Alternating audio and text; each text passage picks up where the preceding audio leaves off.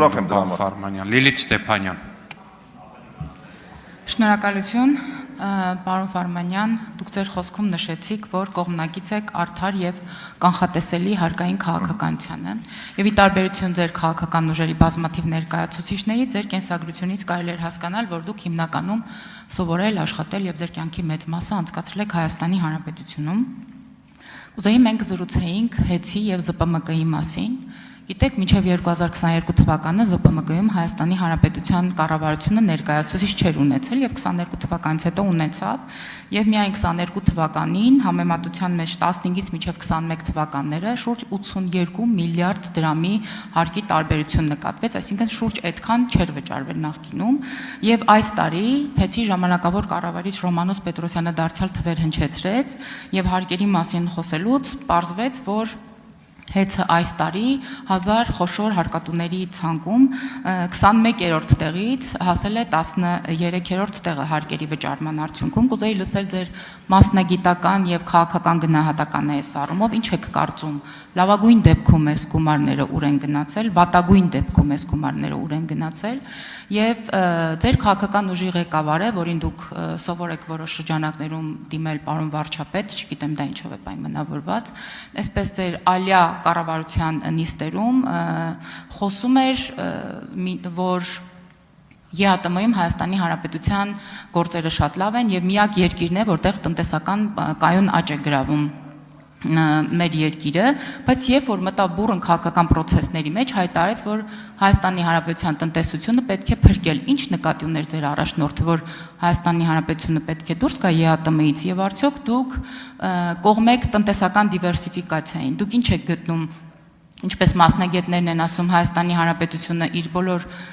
տնտեսական առումով ձվերը պետք է դնի նույն զամբյուղի մեջ, թե այնուամենայնիվ կողմեք, որ մեկ նաեւ Եվրոպայում գտնեք որոշ գործընկերներ։ Շնորհակալ եմ Տիկին Ստեփանյան, ինչ վերաբերում է ՀԵՑ-ին կամ բրոնզամոլիբդենային կոմբինատին, իմ գործընկերները այդ մասին բազմիցս առիթ ունեցել են խոսելու, չեմ ցանկանում մեկնաբանել, առավել եւս երբ որ իրենք պրոֆեսիոնալ մեկնաբանություններ են տվել կոնկրետ ՀԵՑ-ի հետ կապված, ես կարող եմ ընդհանուր իմ քաղաքական գնահատականը տալ,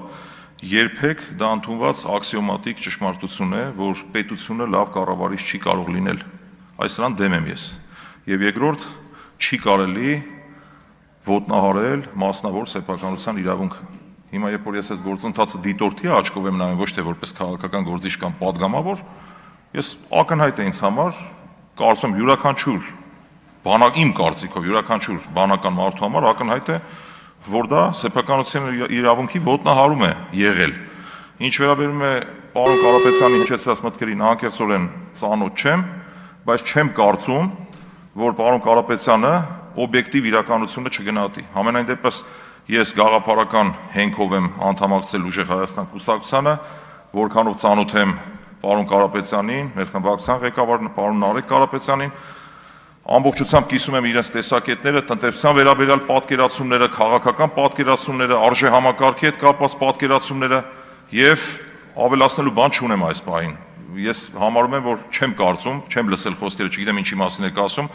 բայց պարոն Կարապետյանը սուբյեկտիվ գնահատական երբեք չի տվել, որքանով ես ծանոթ եմ։ Մեկ էլ կիսատ հարց մնաց կարծեք թե, հա։ Չէ, բանը։ Արձագանք։ Շնորհակալ եմ պատասխանի համար, պարոն Ֆարմանյան, գուցե պետությունը լավ կառավարիչ չէ, բայց վստահաբար պետությունը, երբ որ ներկայացուցիչ ունի, հատկապես այս խոշոր կառույցներում, վստահաբար վերահսկման եւ մոնիտորինգի մեխանիզմները շատ ավելի կայացած են։ Կուզեի անդրադառնալ նաեւ այս հարցին։ Դուք վստահաբար գիտեք ինչ է տեղի ունենում այսօր Հայաստանի Հանրապետությունից որոշ արտահանումների առումով, կցանկանայի լսել ձեր գնահատականը, սա քաղաքական ակցիա է Հայաստանի Հանրապետության դեմ թե ոչ,